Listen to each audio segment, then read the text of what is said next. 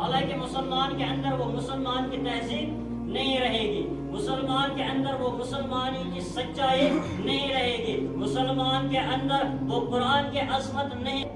اللہ تبارک و تعالیٰ سے انسان پنی عبادت خطر قول کروں وما خلقتم الجن والانس الا لیعبدون. بس میں نے جن اور انسان کو کس لیے پیدا کیا ہے؟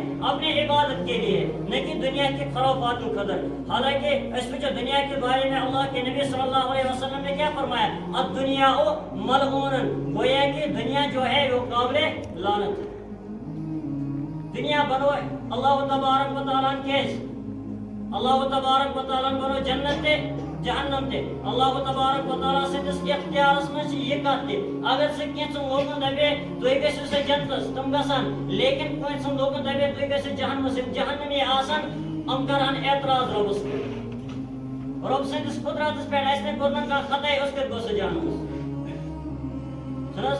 لیکن اد بنو ربن کیا دنیا اور دبن انسانس گس کر اس وقت کر جنت تے ہونس جہنم تے ہونس. حالانکہ نبی اکرم صلی اللہ علیہ وسلم فرماوا یہ جنت کی واتنس مشکل اختیار کرے، لیکن یہ امتشک مشکل.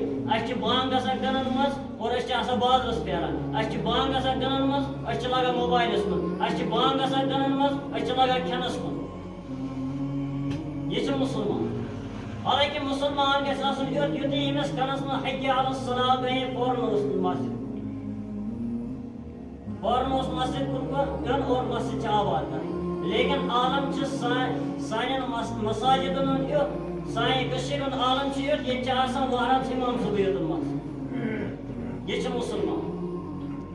اگر اسی کا نام مسلمان ہے تو جو صحابہ کرام رضوان اللہ تعالی علیہم اجمعین کے دور کے مسلمان ہیں ان کو کیا کہو؟ اگر یہ قومت اس مسلمان تو ان کے دور کو کیا کہو گے؟